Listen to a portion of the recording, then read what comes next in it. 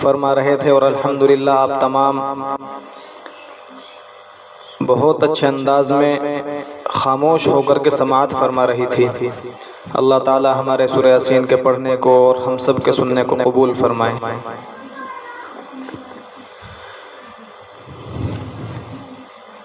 حضرت ہی کا حکم ہے، اس لیے ان سے پہلے چند دینی باتیں میں بھی آپ کے سامنے پیش کر رہا ہوں، اس نیت کے ساتھ کہ اللہ تعالی مجھے خود کو بھی ان باتوں پر عامل بنائے اور ہم سب کو عمل کی نیت سے سن کر عمل کرنے کی توفیق عطا فرمائے۔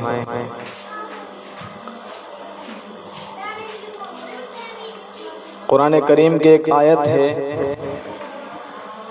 یا ایھا الذین آمنوا قوا انفسکم واہلیکم نارا وقودها الناس والحجارہ، صدق اللہ العظیم۔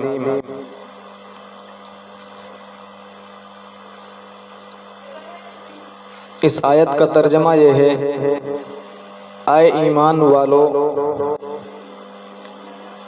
اب ایمان والے مرد بھی ہیں اور عورتیں بھی ہیں، جو بھی اللہ کو اپنا معبود اور مسجود مانتا ہے اور مانتی ہیں، ان تمام کو اللہ رب العالمین نے ایک حکم دیا ہے۔ قرآن کی اس آیت کے اندر ارشاد فرمایا گیا، اے ایمان لانے والوں مردوں اور عورتوں، بچاؤ اپنے آپ کو جہنم کی اس آگ سے جس کا ایندھن انسان اور پتھر ہیں۔ ایک تو ہماری دنیا کی آگ ہے جسے ہم لکڑی سے یا کسی اور چیز سے تیار کرتے ہیں، جلاتے ہیں، لیکن ایک آگ جہنم کی آگ ہے۔ جب اس آگ کو دہکایا جائے گا تو دہکانے کے لیے اس میں انسانوں کو ڈالا جائے گا۔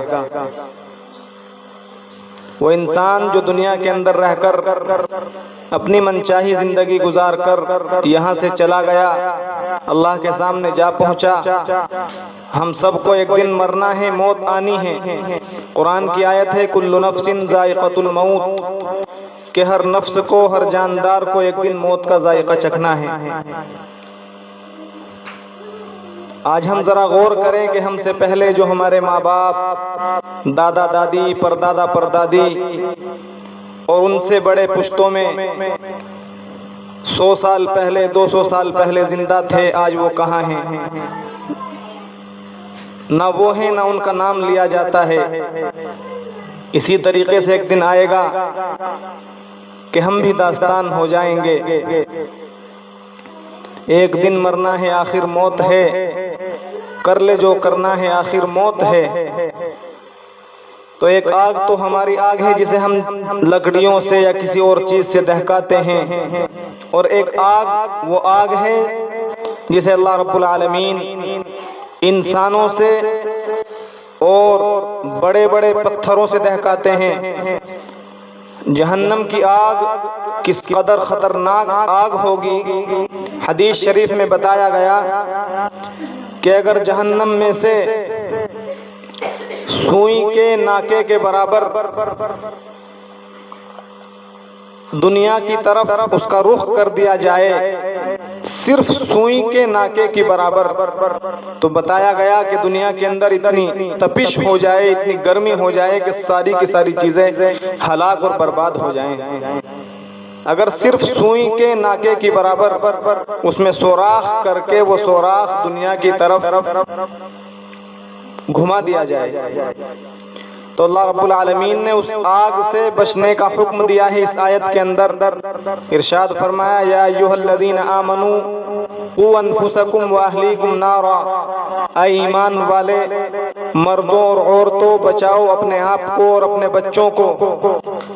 صرف یہ حکم نہیں ہے کہ اپنے آپ کو بچاؤ، دوسرا حکم ساتھ میں یہ بھی ہے کہ اپنے بچوں کو، اپنے اہل خانہ کو بھی بچاؤ۔ کس چیز سے بچائیں؟ فرمایا اس آگ سے جس کا ایندھن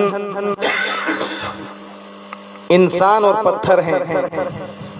تو ہم سب اس دنیا میں آئے ہیں، یقیناً ایک دن آئے گا کہ ہمیں یہ دنیا چھوڑ کر کے چلے جانا ہے، ہم سب چلے جائیں گے۔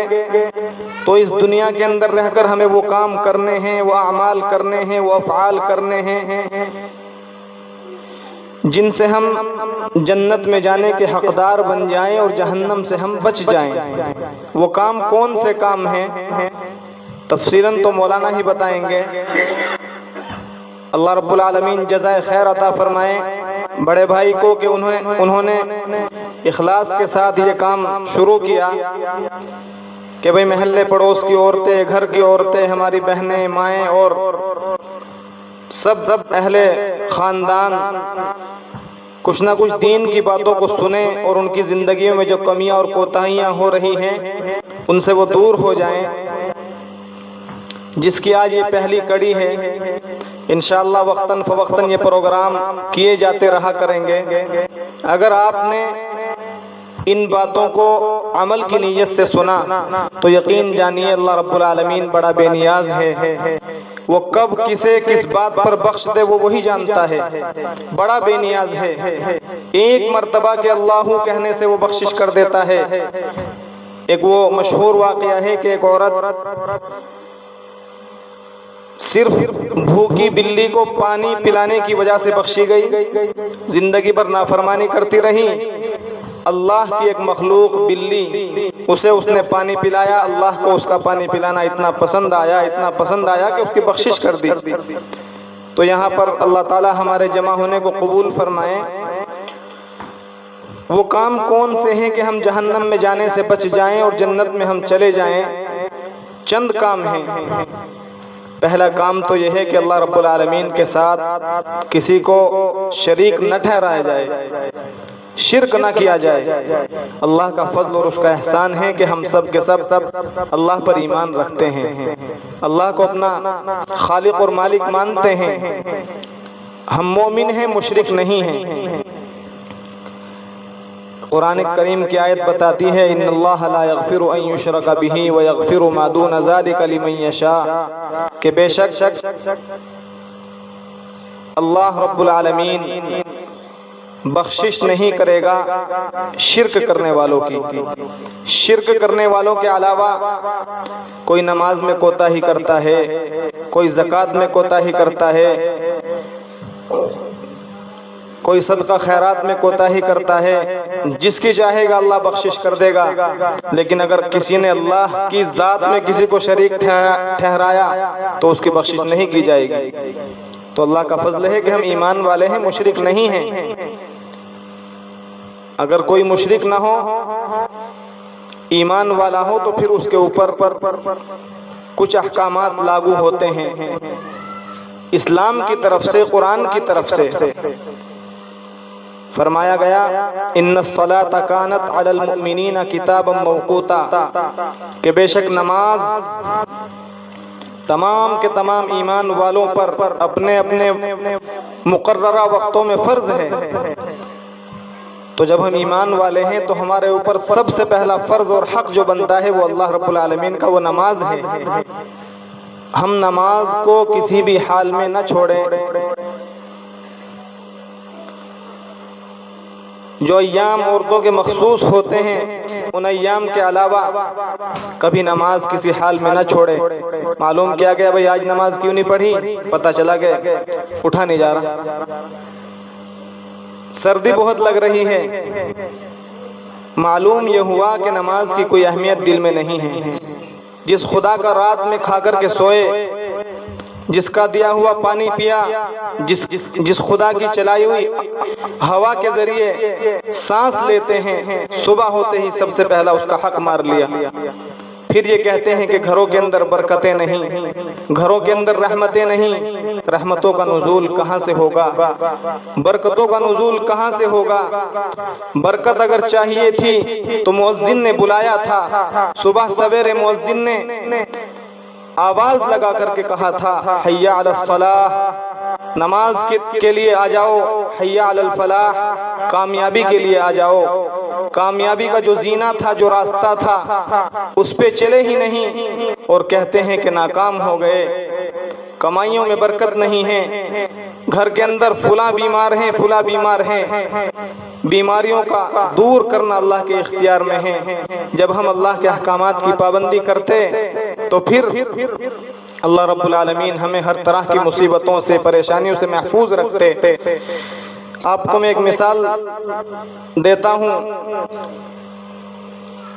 کوئی ماں اپنے بیٹے سے یوں کہے کہ میرے بیٹے مجھے تجھ سے بڑی محبت ہے، جب تو گھر سے چلا جاتا ہے میرا جی نہیں لگتا، میرا دل نہیں لگتا، تو مجھے دن میں 1-2 دفعہ آ کر کے اپنی شکل دکھا کے چلا جایا کر، اور اگر تیرے پاس آنے کا وقت نہ ہو تو تو مجھے کال کر لیا کر، مجھے فون کر کے بات کر لیا کر۔ اگر کسی کی ماں اپنے بیٹے کو یا بیٹی کو یہ بات کہے تو وہ بیٹا یا بیٹی اپنے دوستوں کو، اپنی سہیلیوں کو بتاتی پھرے گی کہ دیکھو میری ماں کی مجھ سے کتنی محبت ہے، کہ میری ماں مجھے یوں کہتی ہے کہ تو دن میں مجھ سے 2 دفعہ 3 دفعہ 5 دفعہ بات کر لیا کر، اگر تیرے پاس گھر آنے کا موقع نہ ہو۔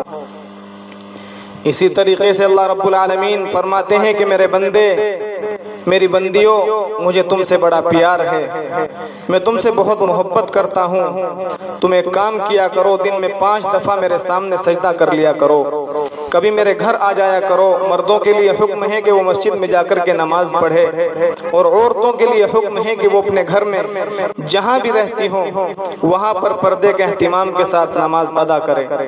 جب اذان کے الفاظ کانوں میں آ جائیں تو دوسرے تمام کام چھوڑ دیں اور سب سے پہلے اللہ کا حق ادا کریں۔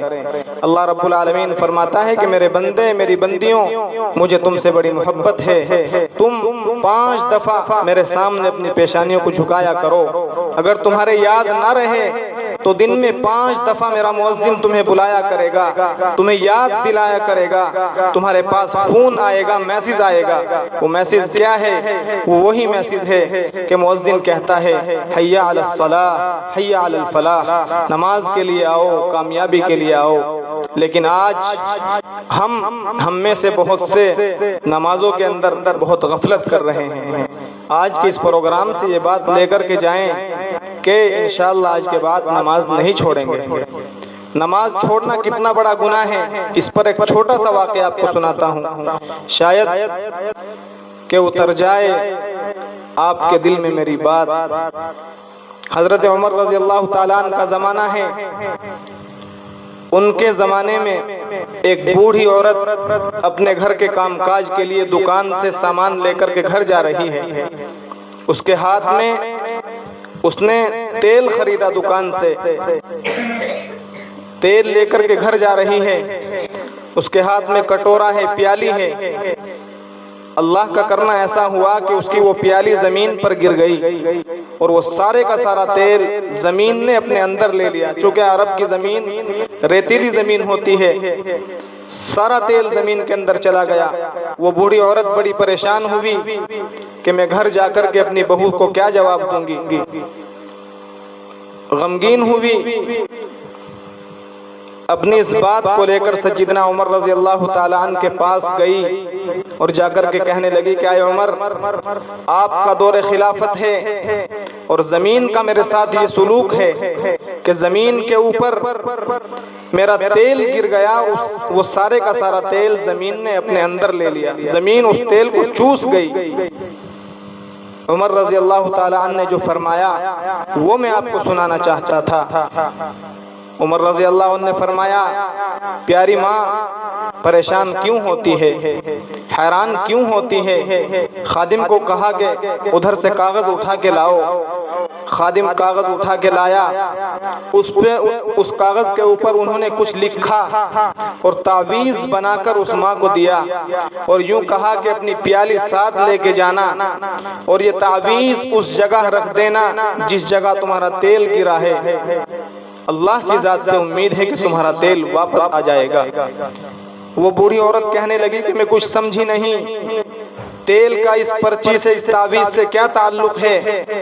حضرت عمر رضی اللہ تعالیٰ عنہ کہنے لگے کہ تم جاؤ تو صحیح۔ وہ بڑھیا عورت اسی قسمہ پرسی کے عالم میں اس تعویذ کو لے کر اور اپنی وہ پیالی ساتھ لے کر کے وہاں گئی جہاں اس کا تیل گرا تھا۔ حضرت عمر رضی اللہ تعالیٰ عنہ نے فرمایا تھا کہ یہ تعویذ اس جگہ رکھ دینا جہاں تمہارا تیل گرا ہے۔ اس بڑھیا نے ایسا ہی کیا، وہ تعویذ وہاں رکھا جہاں ان کا تیل گرا تھا، اور عمر رضی اللہ تعالیٰ عنہ نے یہ بھی فرمایا تھا کہ اپنی پیالی اسی جگہ رکھ دینا۔ تعویذ کے ساتھ وہ پیالی بھی رکھی۔ اس تعویذ کا رکھنا تھا کہ زمین کانپنے لگی، زمین کے اندر زلزلہ آ گیا، زمین کا وہ حصہ کانپنے لگا جس جگہ جہاں جہاں تیل پہنچا تھا، اور وہ سارے کا سارا تیل اس پیالی میں واپس آ گیا۔ وہ بوڑھی عورت بڑی پریشان ہوئی کہ آخر قصہ کیا ہے، ماجرا کیا ہے، سمجھ میں نہیں آیا۔ اپنا وہ تیل واپس لے کر حضرت عمر رضی اللہ تعالیٰ عنہ کے پاس آئی، کہنے لگی کہ میرا تیل تو مجھے مل گیا الحمدللہ، لیکن آئے عمر، جب تک آپ یہ راز نہیں بتاؤ گے کہ آپ نے تعویذ میں کیا لکھا تھا، اس وقت تک میں اپنے گھر نہیں جاؤں گی۔ حضرت عمر رضی اللہ تعالیٰ عنہ نے انہیں بہت سمجھایا، اے ماں، تمہیں تمہارا تیل چاہیے تھا، اللہ نے تمہارا تیل دے دیا ہے، اب تمہیں کیا ضرورت ہے سمجھنے کی کہ اس میں کیا رکھا تھا اور کیا نہیں لکھا تھا، تم اپنے گھر چلی جاؤ۔ وہ کہنے لگی کہ میں گھر نہیں جاؤں گی، میں ایک قدم بھی یہاں سے نہیں ہٹوں گی جب تک میرے سامنے یہ راز نہ کھل جائے کہ اس تعویذ میں لکھا کیا تھا، اس پرچی کے اندر تم نے تحریر کیا کیا تھا۔ جب وہ اصرار کرنے لگی، نہ جانے کی قسم کھانے لگی، حضرت عمر رضی اللہ تعالی عنہ نے جو جواب دیا تھا وہی میں آپ کو سنانا چاہتا تھا۔ عمر رضی اللہ تعالی عنہ نے فرمایا، اے ماں، میں نے اس پرچی میں لکھا تھا، اے زمین، یا تو تو آج اس بڑھیا کا تیل واپس کر دے، ورنہ تیرے اس حصے پر میں کسی ایسی عورت یا مرد کو دفن کرواؤں گا جو دنیا کے اندر نماز نہیں پڑھتا ہوگا، جو دنیا میں نماز چھوڑتی ہوگی، میں تیرے اس حصے میں بے نمازی کو دفن کراؤں گا۔ اب آپ اندازہ لگائیے، زمین کانپنے لگی، تھر تھرانے لگی، زلزلہ آ گیا۔ اس نے یہ گوارا نہ کیا کہ میرے اندر کوئی بے نمازی داخل کیا جائے، اس نے اس کا سارا تیل واپس کر دیا، لیکن زمین کو یہ گوارا نہ ہوا۔ اور ایک ہم ہیں، ایک آپ ہیں کہ جب چاہتے ہیں ذرا سی باتوں پر نماز کا مذاق بنا کے رکھ دیتے ہیں، نماز جب چاہتے ہیں چھوڑ دیتے ہیں۔ ارے کہیں جا رہے ہیں، سفر میں ہیں، حضر میں ہیں، نماز کسی حال میں معاف نہیں ہے۔ اگر سفر میں ہیں 4 رکعت نہیں پڑھ سکتے، شریعت کا حکم یہ ہے کہ 2 رکعت پڑھو۔ اگر سفر میں ہیں، پانی نہیں ہے، شریعت کا حکم یہ ہے کہ مٹی پر ہاتھ مار کر کے تیمم کرو، لیکن نماز پڑھو۔ نماز کسی حال میں معاف نہیں ہے۔ روزہ معاف ہے اگر بیمار ہو، روزہ معاف ہے اگر بہت زیادہ بڑھاپے کی حالت کو پہنچ گئے ہو، دوا کھائے بغیر کام نہ چلتا ہو، روزہ بھی معاف، زکوٰۃ بھی معاف اگر تمہارے پاس تم صاحب حیثیت نہیں ہو، زکوٰۃ بھی معاف۔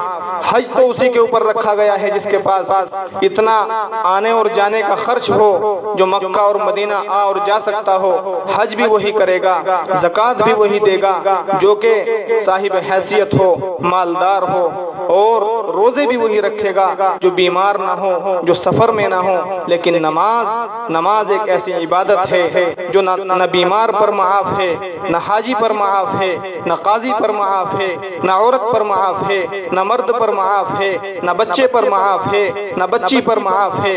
حدیث شریف کے اندر فرمایا گیا کہ جب تمہارا بچہ 7 سال کا ہو جائے، اسے نماز کا حکم کرنے لگو، محبت کے ساتھ، شفقت کے ساتھ، بیٹے نماز پڑھو، بیٹے نماز نہیں چھوڑتے، بیٹی نماز پڑھو، نماز اللہ کا حق ہے۔ جب وہ 7 سال کا ہو جائے، 1 سال، 2 سال، 3 سال تک اسے محبت کے ساتھ سمجھاتے رہو، کبھی اپنے ساتھ کھڑا کر لو، کبھی اپنے ساتھ کھڑی کر لو، اور جب وہ 10 سال کی ہو جائے، جب وہ 10 سال کا ہو جائے تو پھر حکم یہ ہے کہ اس کے تھپڑ لگا